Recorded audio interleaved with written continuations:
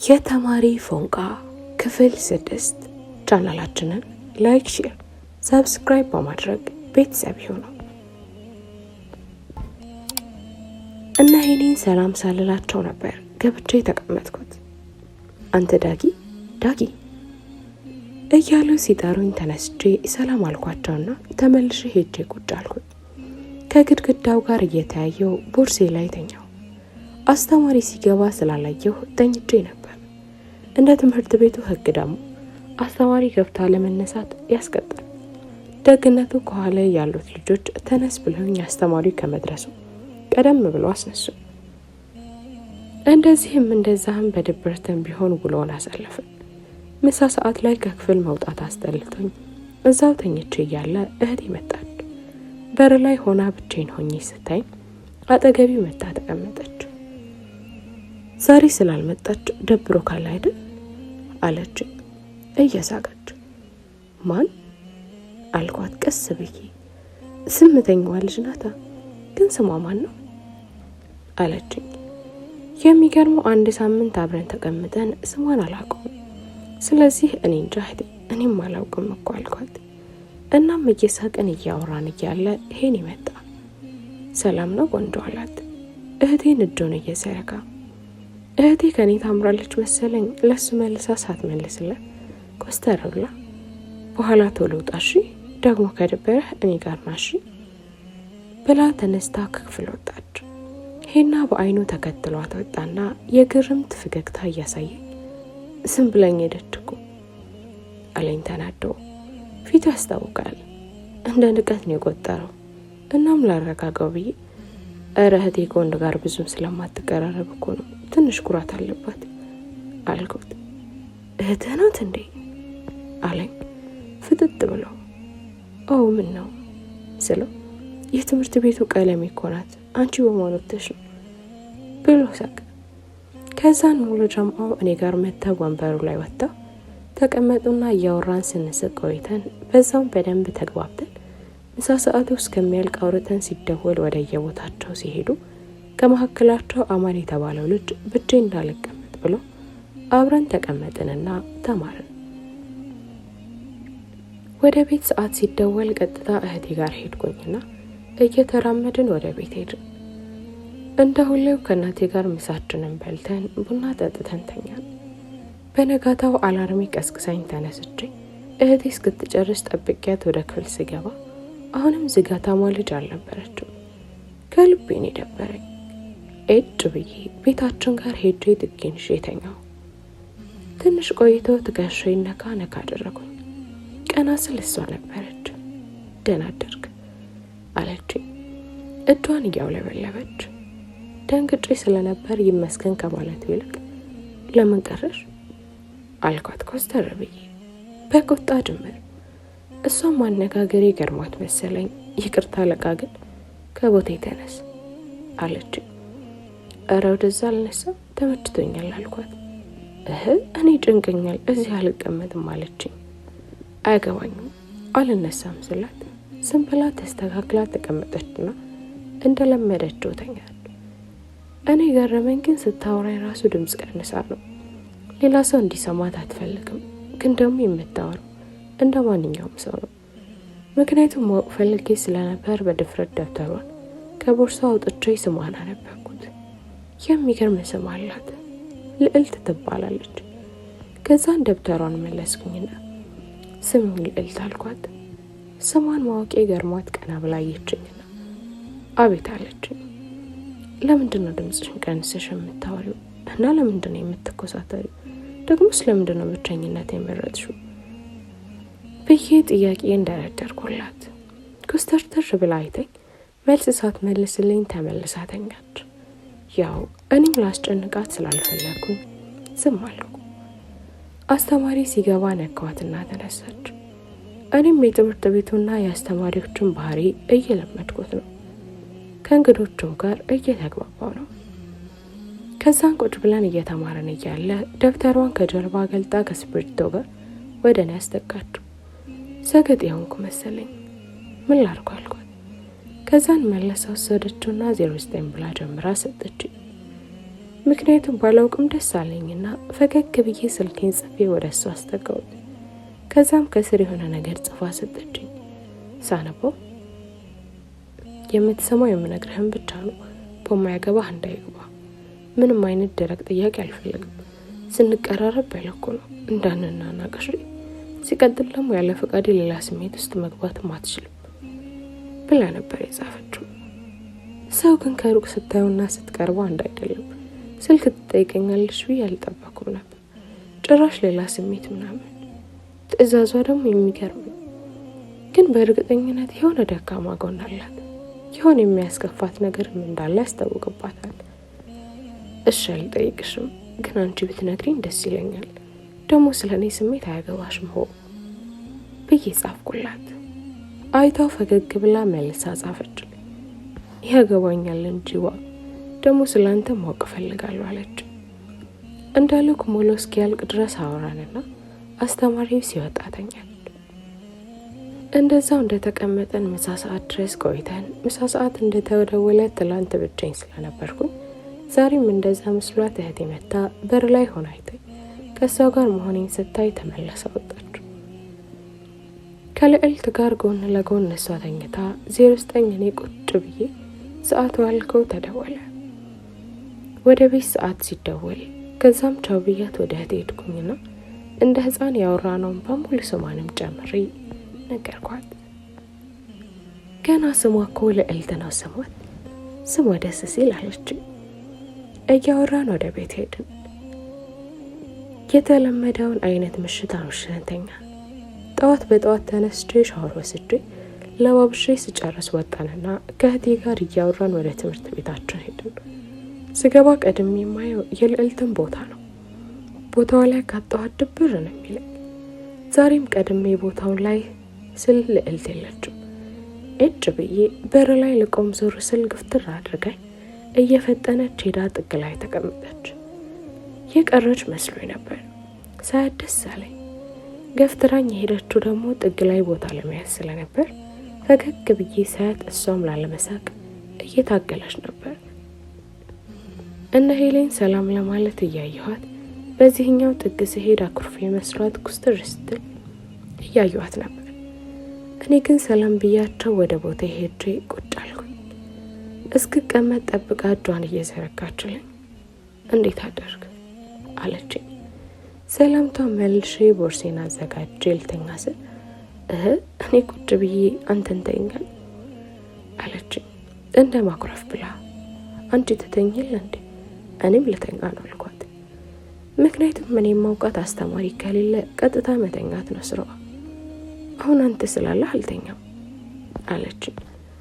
በነገራችን ላይ አንቺን ብትሆኝ ሳታስፈቅጂኝ ሌላ ስሜት ውስጥ መግባት ክልክል ነው እሺ አልኳት ልቀልድ ብዬ። እሷ ግን ኮራ ብላ ልዕልት እኮ ነኝ፣ ስለ እኔ ምንም አታውቅም፣ ለካ ፍቅር የሚባለው ነገር አይነካከኝ አለችኝ።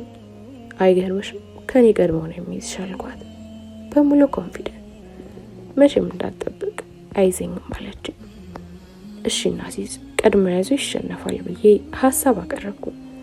በራስ ይተማመናለሁ ናናሲዝ ብላ የማርያም ጣቷን ዘረጋችልኝ። እኔም እየሳኩኝ እጇን ነክቼ ቃል ገባሁ። ወዲያው አስተማሪ ገባ። ከዛን ከደብተሯ ከመሃሉ ገንጥላ ጽፋ ሰጠችኝ። ሙሉ ክፍለ ጊዜ ስናወራ ቆየን። የገነጠለችው ሎቅ ሲያልቅ ደብተሬን ወስዳ ገነጠለችና ወሬዋን ቀጠለች። ሙሉ ቀኑን እንደዛ ስናወራ ዋለን። በነጋታውም አንድ ከኔ አንድ ከሷ እየገነጠለን ማውራት ቀጠልን። በሚቀጥለው ቀንም እንደዛው መገንጠል ቀጠልንበት። ይሄ የሚገርመው ደብተራችንን ብታዩት አንድ ደብተር እንኳን 50 ሎክ አታገኝም። ምክንያቱም ገንጥለን ጨርሰናል። ብቻ ግን ሙሉ ሳምንትን ስናወራ ቆይተን ቅዳሜና እሁድ እረፍት ቀናችን ደረሰችና ቅዳሜን ከእናቴና ከእህቴ ጋር አሳለፍኩ። አባቴ እንደተለመደው እየተሯሯጠ ነው፣ ቤት አይገኝም። እህቴ ብዙ ጊዜ ጥናት ላይ ብትሆንም እረፍት ስታደርግ ቁጭ ብለን እናወራለን፣ ወይም ደግሞ እኔ ስልኬን ይዤ ከራሴ ጋር እደበራለሁ። እሁድ 4 ሰዓት አካባቢ ስልክ ተደወለልኝ እና አቤል ነበሩ። በሳምንት አንድ ቀን እንገናኛለን ተባብለን ግን አልተገናኘንም ነበር። ዛሬ ግን ፈታን በል ብለውኝ ተገናኘ። ሁሉም የናፍቆት ሰላምታ አቅርበውልኝ ፈታ እያለን ዋልን። ደስ የሚል ቀን ነበር።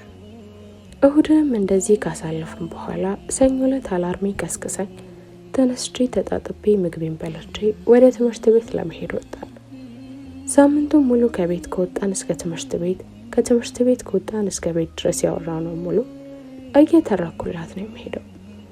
ዛሬም እያወራን እየሄደን እያለ መጣሁት ያልኳት። የት ልትሄድ አለችኝ። መጣሁ ብቻ ብያት ወደ ሱቅ ሄድኩኝና ገዝቼ ስመለስ እህቴ በግርምት እያየችኝ ነበር። በጣም በሚያስቅ መልኩ የገዛሁት መተሉክ ደብተር ነበር። አጠገቧ ስደርስ ደብተር ከመቼው ጨረስክ አለችኝ እህቴ። ኧረ አልጨረስኩም አልኳት ፈገግ ብዬ። እንዴ እና ለምንህ ነው ስትለኝ እየሳቀች ሙድ እንደምትይዝብኝ እያወቅኩ ቢሆን ለእኔና ልዕልት ወሬ እንድናወራበት አልኳት። እንደጠበቅኩት ነበር። እንባዋ እስኪወርድ ሳቀች። ከዛም አየር ሰብስባ ተረጋጋች ነው። ዳጊ ፍቅር እንዳይዘግ አደራ ወንድሜ አለችኝ። መልስ አልሰጧትም። ቀጥ ብዬ መንገዴን ስቀጥል ተከትላኝ መጣችና መንገዱን ሙሉ እያረፈች እየሳቅን ወደ ትምህርት ቤት ገባን። እኔም ወደ ክፍሌ ሲሄድ ወንበራችን ላይ ልዕልት አልነበረችም።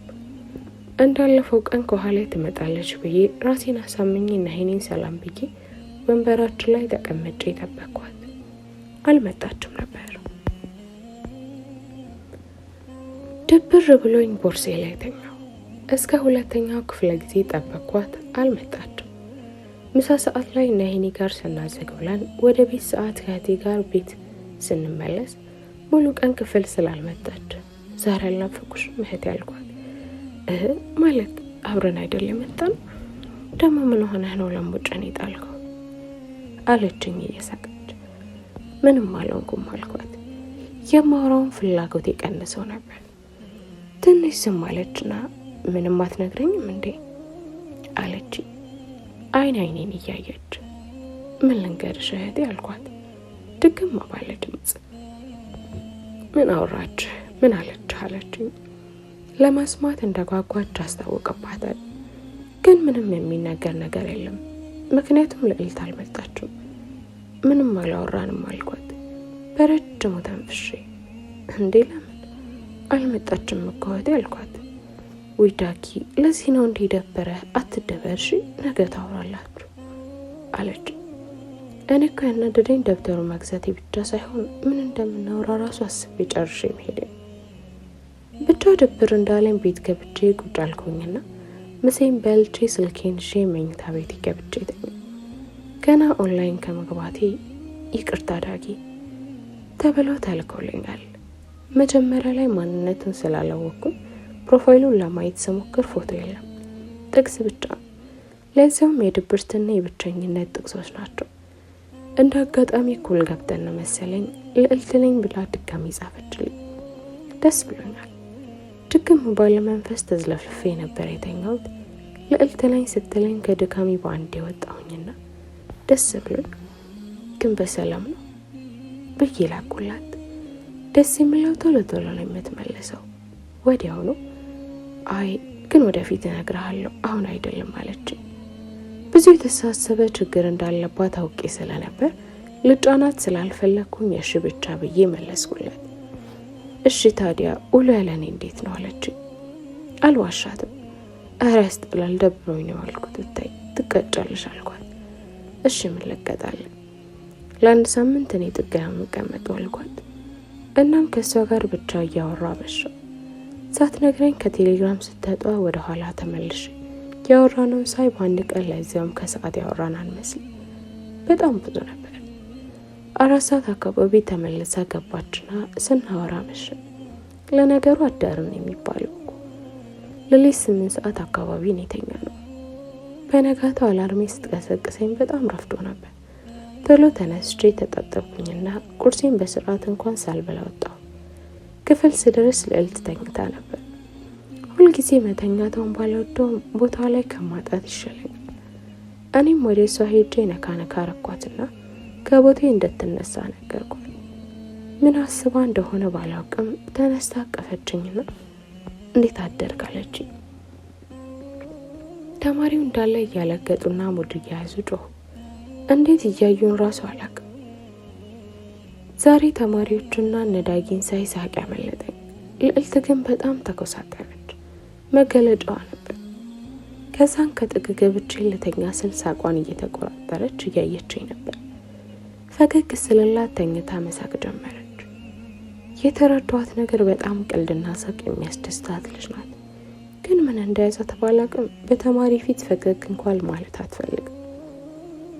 ከዛን ሁለታችንም እንደ ልማዳችን ተኝተን እያለ አስተማሪ ሲገባ ተነሳንና መጽሐፍ ሲጀምር ለወሬ ማውሪያችን ብዬ ገዛሁትን 100 ደብተሬን አውጥቼ ለምንድነው ኮስታር ለመምሰል የምትሞክሪው ብዬ ጻፍኩላት።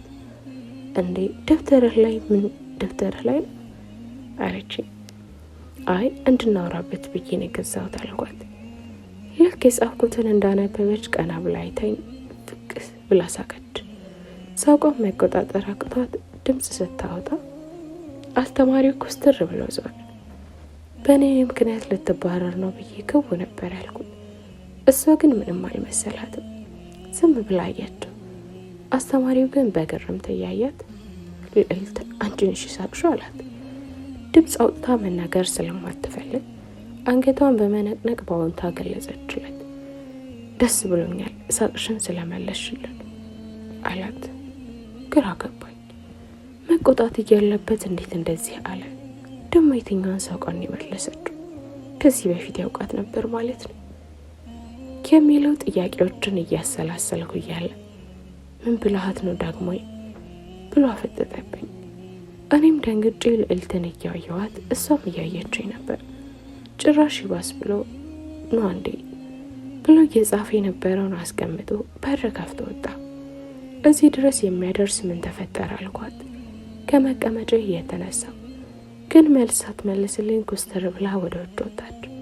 ከዛም አስተማሪው በድጋሚ ደስ ብሎኛል የወደ በፊቷም ልዕልት እንደመጣሽልኝ ተስፋ አደርጋለሁ፣ ደሞም ታደርጊዋለሽ አያቅትሽ ሲላት ፊቷ ለውጥወጥ እያለ ነበር። በጣም ተኮሳተረች። ደም ስሯ እየተወጣጠረ እንባ እያቀረ ነበር። እኔ እሷን እያየሁ አስተማሪ ደግሞ አንተንም እናመሰግናለን የቻልከውን ሁሉ አድርገህ ወደ ድሮ ከመለስክልን በትምህርት ቤቱ ስም እንድትሸለም እርግጠኛ ነኝ አለኝ። ቀና ስል ልዕልት እያለቀሰች ነበር። ሁለቱ በወሬያቸው ቢግባቡ ምንም አልገባኝም ነበር። ወደ ምንድነው የምመልሳት ቲቸር? ደግሞ ስለምንድነው የምታለቅሰው አልኩኝ። እሱ ግን ሊመልስልኝ አልፈለግም መሰለኝ። አብሬያት እንደሆነ እየነገረኝ ወደ ውስጥ ገባ። እኔም ልዕልት በፈጣሪ ምን ሆነሽ ነው ብዬ አቀፍኳት። ማልቀሷን ቀጠለች። ምናልባት ሳውራ እንዳይበስባት ብዬ ዝም ብዬ አቀፍኳት። ለትንሽ ደቂቃዎች ስታለቅስ ቆየችና እንባዋን እየጠራረገች ከእቅፌ ወጥታ በረጅሙ ተነፈሰች። ከዛም ታጥቤ ልምጣ ዳጊ ብላኝ ወደ ታች ወረደች። እኔም ተከትያት እየወረድን እያለ ዳይሬክተሩን አየሁት። ልዕልት እያለ እየተጠራ ወደኛ መጣ። ገና አጠገባችን ከመድረሱ ምን ሆነሽ ነው ልዕልት? ምን አረጉሽ? ያናገረሽ ሰው አለ አላት በቁጣ። እረ ማንም የለም፣ ዝም ብዬ ነው ፊቴን ለመታጠብ ፈልጌ አለች። እያየሁሽ አይደል? ለምንድን ነው ያለቀስሽው? ማን አስከፋሽ? አንተ ንገረኝ እስኪ ምን ሆነ ነው ብሎ እኔ ላይ ፈጠጠ። እረ ቲቸር አሟት ነው አልኩት እየተበለበጥኩ። አዲስ ተማሪ ነህ ለካ፣ ለምን ተዋሸኛለህ? ስለ ልዕልት ካንተ በላይ ነው የማውቀው፣ ገባህ አለኝ። እናም ልዕልትን ይዟት ሄደ። ብዙ ጥያቄ እየተመላለሰብኝ ወደ ክፍል ተመልሼ ስገባ የት ሄደች አለኝ አስተማሪ። ከዳይሬክተሩ ጋር መሆኗን ነግሬ ቦታ ላይ ሄጄ ቁጭ አልኩኝ። በጥያቄ እየተብሰለሰልኩኝ አስተማሪው ክፍለ ጊዜ ጨርሶ ወጣ። እስከ 3ኛው ክፍለ ጊዜ አልመጣችም ነበር። እኔም በጥያቄ እየተብሰለሰልኩኝ ጠብቄ እረፍት ሰዓት ሲደወል ስወጣ ደረጃው ላይ ቁጭ ብላለች። ሮጬ ሄጄ አጠገቧ ቁጭ ብዬ ደህና ሆንሽ ልዕልት አልኳት። አዎ ደህና ነኝ፣ ይቅርታ ካስደነገጥኩ አለች። ከዚህ በፊት እንዳትጠይቀኝ ብትለኝም በድፍረት ለምንድን ነው እንደዚህ ሆንሽው? የድሮ ማንነትሽ ምንድን ነው አልኳት። እንዳትጠይቀኝ ብዬ ነበር እኮ ረሳኸው አለችኝ። አረሳሁትም፣ ግን ደግሞ ማወቅ እፈልጋለሁ፣ ንገሪኝ አልኳት። እሺ ከልብህ ካደመጥከኝ ነገ ክፍል እንቅጣና አብረን እንዋል፣ ከዛ እነግርሃለሁ። ግን ምን ልዕልት? ግን ፈራጅ እንዳትሆን። በምኑ ላይ? ግራ እያጋባሽኝ ነው አልኳት። የምታወራው ግልጽ አልሆነልኝ። ደግሞ ታሪኩን ለማወቅ በጣም ጓጉቼ ነበር። እናም ቀኑን ሙሉ ድብር ብሎን ውለን ወደ ቤት ሰዓት ላይ ያችን እድለቢስ ደብተር ዛሬም ሳናወራባት ይዣት ተመለስኩ። እየሄድን እያለ እህቴ ውሎ እንዴት ነው ስትለኝ የተፈጠረውን ሙሉ ነገርኩ። ግን እንደኔ አልተደነቀችም ነበር እና ግራ ስገባኝ እህቴ ለምንድነው ምንም ያልመሰለሽ? ቢያንስ እኮ ምን ሆና ነው ልትይኝ ይገባ ነበር አልኳት። ብዙም ባይሆን በትንሹ አውቃለሁ፣ ግን ደግሞ ከራሷ አንደበት ብትሰማ ይሻላል አለችኝና ወሬ ያስቀየሰች። ልጫናት ስላልፈለኩ ዝም አልኳትና ወደ ቤት ሄደ። በነጋት ላይ ጠዋት ላይ አላርሚ ስትቀሰቅሰኝ አልሄድም አልኳትና እንገናኛለን አለችኝ። 4 ሰዓት ስለሆነ ተመልሼ ተኛው። ከዛም ከሰዓት በኋላ ስነቃ 3 ሰዓት ተኩል ሆኖ ነበር። ቶሎ ብዬ ተነስቼ ታጠብኩኝና ቁርስ በልቼ ከቤት ወጣሁ። እንገናኝ ያለችኝ ቦታ ላይ ስደርስ ሌላ ሰው ነበር ያገኘሁት። ትምህርት ቤት ያለችው ልዕልት አይደለችም። እኔ ማውቃት ልዕልት ፀጉሯ ሁሌ የተጠቀለለ ኮስታራ ወፈር ያለች ሴት ናት።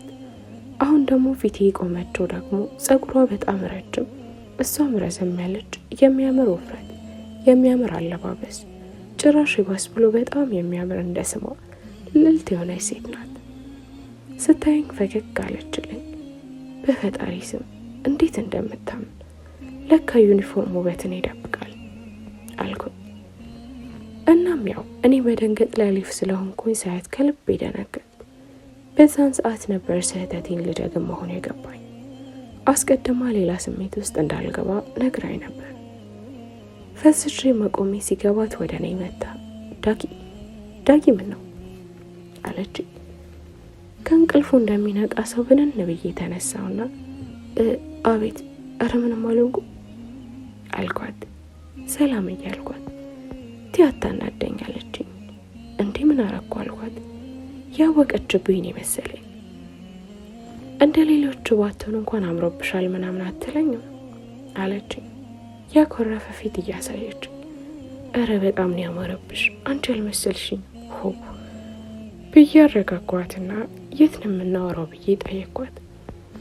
ተማሪ እኮ ነን፣ ሆቴል እንሄድ መችስ አለችኝ።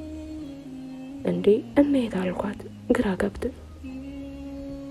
መናፈሻ አለ እዚህ አካባቢ፣ 15 ብራቸውን ከፍለን እንገባን አውርተን እንወጣለን አለችኝ። ደግነቱ እኔ በመክሌት ስላየሁት ከእናቴ የወሰድኳት 300 ብር ስለነበረችኝ እሷን ተማምኜ ትንሽም ብትሆን ይቻለሁኝ እኮ ካፌ መግባት እንችላለን አልኳት። ሰርቅ አይደለም አይደል ብላ ኮስተር ብላ አየችኝ። ኧረ ይቅር በልሽ፣ ከእናቴ ምንም አልደብቅም ነግሬያታለሁ፣ እሷ አራን የሰጠችኝ አልኳት። የመቀየር ስሜት እያየሁባት ነው አይደል ደስ ይላል ብላኝ ፊቷን አዙራ መጓዝ ጀመረች። መጀመሪያ ቁርስ እንብላ ብዬ እረቦኛል እኮ ቁርስ አልበላሁም አልኳት። በእኔ ሀሳብቤ እንድትበላ ብዬ እሺ በቃ ነው ብላኝ አቅራቢያው ያለ ካፌ ነገር ወሰደችኝና አስተናጋጁ ሲመጣ በየአይነትና አንድ ፓስታ አምጣለን አለችው። ፈጠን ብላ ለምን ልዕልት እንቁላል ነገር ቢሆን አይሻልም አልኳት። ሼም ይዟት እንዳይሆን ብዬ አርብ እኮ ነው ዳጊ ብላኝ ቀና ብላ አስተናጋጁን ስታየው እሺ ብሏት ሄደ።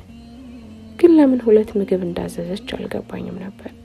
ማለቴ ብር ቢያንስ 3 ብላ አታስብም ብዬ አሰብኩኝ። ስለዚህ ግን ለምንድነው 2 ያዘዝሽው አልኳት በፈጣጣው።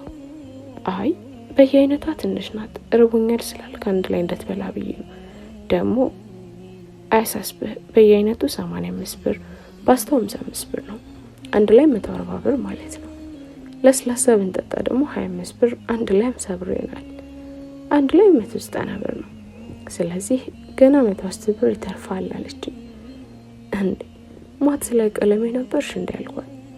ከዛም በልተን ጨርሰን ወክ እያረግን ወደ መናፈሻው ሄድን። በር ላይ 15 ብር ከፍለን ገባንና አንድ ጥግ ላይ ሄደን ቁጭ አልን። ለመስማት ጓጉቼ ስለነበር እሺ ንገሪኛ፣ እሺ ግን እንዳታባብለኝ፣ አንተም እንዳታለቅሳለች። እንዴ ለምን አለቅሳለሁ? አንቺም እንዳታለቅሽ አልኳት። ቶሎ እንድትነግረኝ ስለፈለኩ። እሱን አብረን እናያለን እስኪ አለች። ችግር የለውም ቀጥ ያልኳትና ስልኬን አጥፍቼ ሰፍ ብዬ ማዳመጥ ጀመርኩ። በመጀመሪያ ግን በማወራው ነገሮች ውስጥ ሚስጥር የሆኑ ነገሮች አሉብን። ለምን እንደምነግርህ አላውቅም፣ ግን ከልብ አድምጠኝ እሺ? ችግር የለውም እመኝኝ አልኳት። ምን መሰለህ ዳጊ፣ ከስሜ ልጀምርና እንደምታውቀው ልዕልት እባላለሁ። እናም ከተወለድኩኝ በ4ኛው ቀን ነበር አባቴ ሞተው። እናም እናቴ ሀዘንን መቋቋም ከብዷት ስለነበር በአራስነት ሆና በጣም ተሰቃየች። እኔም ቢሆን የእናት ጡት እንደ ልቤ ማግኘት አልችልም ነበር። በጣም አሳዛኝ ሁኔታ ውስጥ ብትሆንም እናቴ እንደምንም ሀዘኗን አቋቁማ እኔን አሳደገችኝ። በዛም ምክንያት አባቴን አላውቀውም።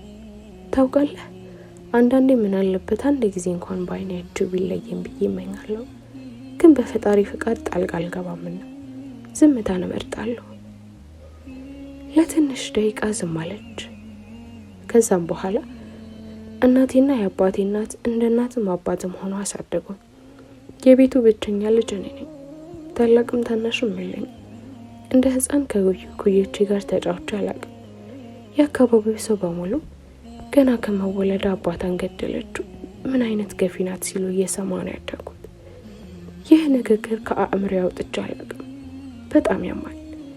እኔ ግን እናቴ እንዳትከፋብኝ ብዬ አንድም ቀን የሰማሁትን ነግሬያት አላውቅም። ልክ 4 ዓመት ሲሆነኝ ትምህርት ቤት ገባሁ። አንዳንድ ጊዜ ደካማ ጎንና የልብ ሀዘን ያለባቸው ሰዎች በጣም ይስቃሉ። እኔም ቢሆን ከልጅነቴ ጀምሮ በጣም የመሳቅ ሱቅ ነበረብኝ። በሆነው ባልሆነው ነበር የምስቀው። በዛም ምክንያት አብዛኞቹ ሳቂቷ በሚለው ስሜ ነበር የሚያውቁ። እናቴ ብቸኛ ልጅ መሆኔ ሳድግ ተጽዕኖ ስለሚያመጣብኝ በጣም ትፈራለች። እኔ የሆነ ነገር በሆን ትላለች ሁሉ ጊዜ። በዛም ምክንያት ከልጅነቴ ጀምሮ ከሰው እንዳልጠበቅ ራሴ መቻል እንዳለብኝ ከትምህርቴ በጣም ጎበዝ እንደሆን ትመክረኝ ነበር። እኔም ቢሆን ትምህርት በጣም እየወደድኩ መጣሁ። ፈተና እንደ ስህተት ካለው አለቅስ ነበር። ሁሉ ጊዜ በሽልማት እናቴን አስጠራት ነበር። እናቴ ሁሉ ጊዜ እንደኮራችብኝና እንዳለቅሰች ነበር። ምን አለ አባትሽ ኖሮ እንደዚህ ሆነሽ ባየሽ ትላይ ነበር። ታውቃለህ፣ አንዳንዴ ሳስበው ፈጣሪ ሰጠኝ ስጦታ ነው ላለሁ። እንደዛ ደረጃዬን ሳለቅ በችግርም ቢሆን እያስተማረችኝ 8ኛ ክፍል ደረሱ። የጭንቅ ጊዜ ነበር። ራሴን እስክስት ነው ተወጥሬ ያጠናሁት። ደስ የሚለው ነገር በሚገርም ሁኔታ 99 አምጥቼ ያለፍኩኝ። እናም አዳሪ ትምህርት ቤት እንድማር እድሉ ተሰጠኝ። እኔ ግን መሄድ አልፈለግኩም። ምክንያቱም የኔ ጓደኛ እናቴ፣ የእናቴ ጓደኛ እኔ ነን። ከዛንም ከዳይሬክተሮቹ ጋር ሄጄ ከአዳሪው ይልቅ አቅራቢ ያለ የግል ትምህርት ቤት የመማር እድል እንዲሰጡኝ ጠየኳቸው። በደስታ ተቀበለኝ። አሁን የመማርበት ትምህርት ቤት ተላለፍኩኝ። አሁንም መሳቀኝ ስላላቆምኩኝ ትምህርት ቤት ውስጥ ለመታወቅ ጊዜ አልፈጀብኝም። ከሁሉም ተማሪና አስተማሪ ጋር በአንደኛ ዓመቴ ተግባባቸው። ከዛን 9ኛ ክፍል ከሴክሽኑ 1ኛ ወጣ። ሁሉም አስተማሪ በጣም ነበር የተገረሙት። ምክንያቱም ብታምንም ባታምንም 99.6 ነበር ያመጣሁት። ከ11 ደግሞ ተአምር ናት አንደኛ ወጣችው።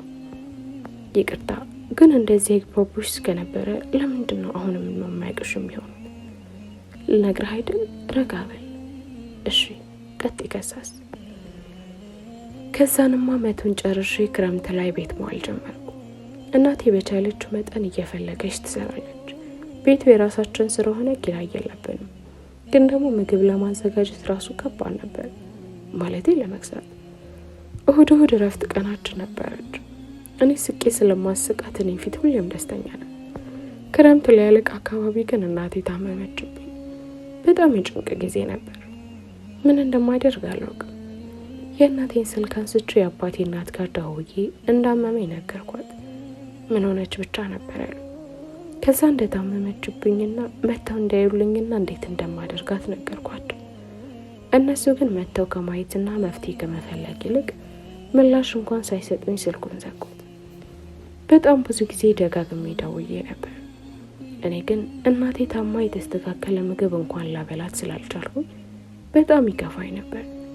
ያ ሳቂታነት ይጠፋ። እንደምንም በጸበልም ቢሆን በትንሽ ተሻላት። እኔም ፈጣሪን እያመሰገንኩኝ በየቀኑ እያሳኳት ክረምቱን ጨረስ። የሚገርመው አዲስ ዓመትን በ1 ኪሎ ስጋና በ4 እንቁላል ነበር ያሳለፍነው። ብቻ ሆዴ ፍጨውና ዳቦ ብንጋግር ራሱ እናቴ ናት የምትቆርሰው። በነገሮች ሁሉ አባቴ ትዝ ይለኛል። ለዚህም ነው ምንም ድሃ ቢሆን ባይኖረውም ሀብት ከደጃፍ ሲቀመጥ ደስ ይላል አባት የሚባለው ብላ በረጅሙ ተነፈሰች። እሺ ከዛ አሳልኳት። ሆድ እየባሰኝ ከዛንማ እንደምንም በዓሉን አሳልፈን ክፍል መጀመሪያ ቀን ደረሰች።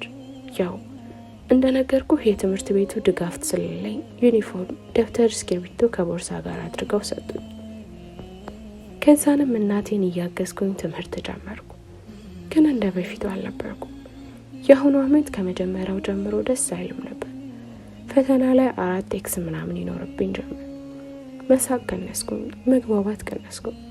ጓደኞቼ እስከ ዳይሬክተሮቹ ድረስ ሁሉም ምነው እያሉ ጥቅምት 4 ዕለት እሁድ ሰዓቱ ከረፋዱ 5 ሰዓት ላይ ምንም በማላውቀው ሁኔታ እናቴ ራሴን አመመኝ ብላ ዝም አለች። ቀጣዩን ለመስማት ስላልፈለግኩኝ እሺ ከዛ አሳልኳት። ግን አልመለሰችልኝም። ጭራሽ ይባስ ብላ ጎንብሳ ስቅስቅ ብላ አለቀሰች። ምን እንደማደርግ ግራ ገባኝ። ወይኔ በቃ እናቷን አታ ነው እንደዚህ አይነት ስሜት ውስጥ የገባችው እያልኩኝ ላባብላት ሞከርኩኝ። ግን ማቆም አልቻለችም። ከዚህ በላይ ከማስለቅሳት ብዬ ተበቃ ልዕልት፣ በቃ ወሬ ቀይሬ ሌላ ጊዜ እናወራለን አልኳት። ትንሽ ደቂቃ ዝም አለችና ፊቷን እየጠረገች አይ ክፍል የቀረነው እኮ እንድናወራ ነው አለችኝና በረጅሙ ተነፈሰች። ቢሆንም ምን እየጨነቀኝ ነው ተበቃ አልኳት። እኔ እየኖርኩት አይደል? አንተ ለመስማት ያስጠላህ? ከልብ አድምጠኝ። ከዛንም የዛን ቀን ራሴን አመመኝ እያለች የጭንቀት ውሎ አሳለፍን። ጤና ጣቢያ እንዳልወስዳት ዝግ ነበር። ሆስፒታልም የካርድና ያልጋ የሚያስከፍሉትን አንችለው። ስለዚህ ያለን አማራጭ ሰኞ ቀንን ጥር 5 መጠበቅ ነበር። ሌሊቱን ሙሉ ቁጭ ብለን ሁለታችንም ስናለቅስ አደርን። በጣም ቀፋፊና ረጅም ሌሊት ነበር። ጠዋት ከክፍል ቀርቼ እናቴን ይዤ ወደ ጤና ጣቢያ ወስጃት ምርመራ ተደረገላትና ለረጅም ሰዓት አቆዩብኝ። በስተመጨረሻ ዶክተሩ መጥቶ ሌላ ትልቅ ሰው የለም አለኝ። አይ የለም ብዬ አጠር አድርጌ መለስኩለት። እሱ ግን መልሰው ላንቺ መናገር አልፈልግም፣ አባት፣ አጎት፣ አክስት የለም አለኝ። ብቸኝነት ትዝ አለኝና እምቢ እየተናነቀኝ የለም አልኩት። አባትሽ ሳለኝ እየነገርኩት ሊገባው ስላልቻለ አባትም ምንም ነገር የለኝም፣ ያለነው እኔና እናቴ ብቻ ነው፣ አልገባህም እንዲ ያልኩት። በጣም እየጮህኩ ነበር። በዛ ላይ በእንባ የታጀበ ንግግር ነበር ያደረግኩት። ከዘገየ በኋላም ቢሆን ስሜቴን ተረድቶ ተረጋጊ ባክሽ፣ በጣም ይቅርታ፣ ስሜትሽን ለነካው ስላልፈለግኩ ነው አለኝ። የዛን ሰዓት ላይ እናቴ የሆነ ነገር እንደሆነች ገባኝ። እናቴ ምን ሆነች አልኩት። እምቤን ጠራርጌ ዶክተሩ ሊመልስልኝ አልፈለገም። በጣም አቅማጥሮታል መሰለኝ። ቃላትን ለማውጣት እያጣጣረ መሬት እያየ ነበር። እኔም ረጋ ብዬ ምን ሆነ እንዳመማት ንገረኝ አልኩት። ኦፍ ላንቺ መንገር አልፈለግኩም፣ ግን ሌላ አማራጭ የለኝም። እናትሽ የጭንቅላት እጢ ያለባት። ምን ብዬ ጮህኩ። እኔ እናቷ በሞት ተለይታን ነበር የመሰለኝ። በጣም ነው የደነገጥኩት። የምላት ጠፋኝ። ማለት አልኳት። ምን ማለት አለው? መጀመሪያ ላይ ጭንቅላት እጢ ያለባት ሲል ብቻ ነበር የሰማው። ከዛን ስነቃ ራሴን የጤና ጣቢያ አልጋ ላይ እናቴ እጄን ይዛኝ ነቃሁት። ልክ እናቴን ሳይት የጭንቅላት እጢ የሚለው ቃል እየተመላለሰብኝ አእምሮዬ ተረበሸ። እናቴን ማየት ከበደኝ። በጣም የሚያስጠላ ጊዜ ነበር። አቅማጥሮኝ ነበር፣ ግን ጠንክሬ እናቴን መንከባከብ ነበረብኝ። ለዛም እንባዬን ወደ ውስጥ መልሼ ከተኛሁበት ተነስቼ እናቴን አቅፌ ስሜ መጣሁ። ብያት ዶክተሩ ጋር ሄድኩኝ። እሱም ልክ እንዳይን ከተቀመጠበት ተነስቶ ድንግጥ ብሎ አየኝ። እሺ ዶክተር ምንድን የማደርገው አልኩት በጭንቀት። ምንም መፍትሄ የለውም፣ እጢው አድጓል፣ የመዳን እድሉ 10% ብቻ ነው። እሱም የመታከሚያ ብሩን በአንድ ወር ማግኘት ከተቻለ ነው አለኝ። የመታከሚያ ስንት ነው? በትንሹ 2.5 ሚሊዮን ብር ያስፈልግሻል። እንደነገርሽኝ ደግሞ ማንም ሰው የላችሁም አለኝ። እናቴ ፊት የያዝኩትን እንባ ለቀቅኩት። ስቅስቅ ብዬ አለቀሱ። ግን ማልቀስ መፍትሄ አይሆንም። የዛን ቀን ማውጣት እንደምንችል ስለተነገረን ይዣት ወደ ቤት ሄድን። ቤት ስንገባ በቻልኩት መጠን አሪፍ የምንባለው ምግብ ሰርቼ ቡና አፍልቼላት እንድተኛ አረኳት። እናቴም እኔ እንዳልከፋባት እንጂ ከመጠን በላይ ከፍቷታል። ምክንያቱም ያልጠበቀችው ነገር ነው። ለመሞት ቀን ተቆርጦላት ነው መጣችው። የኔ እናት ተኝታ ራሱ እንባ ይወርድ ነበር።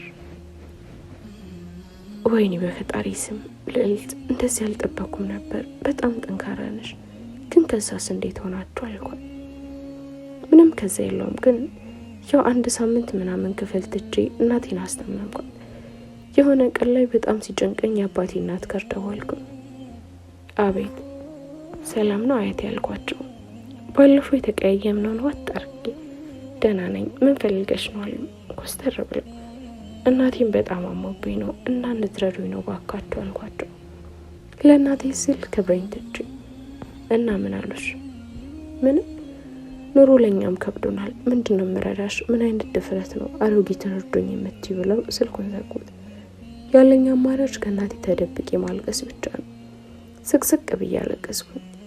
እናቴ በታመመች በሳምንቷ ከተሃር መቅረቴ ያሳሰባቸው ጓደኞች ቤት መጥተው ጠይቀውኝ ሄዱ። በቀጣዩ ቀን ሰኞ ዕለት እናቴ በጠዋት ተነስታ ትምህርት ቤት እንደሄድ ነገረችኝ። ትምህርት ቤት በሄድም ግን እየተማርኩ አልነበር። አጠገቤ የነበረው ልጅ አስነሳው። ከዛች ዕለት ጀምሮ አንድ ቀን ስቄ ተናግሬ አላውቅም። ከአስተማሪም ሆነ ከተማሪም ጋር አውርቼ አላውቅም ነበር። ክፍል 7 ይቀጥላል። ላይክ፣ ሼር፣ ሰብስክራይብ በማድረግ ቤተሰብ ይሁኑ።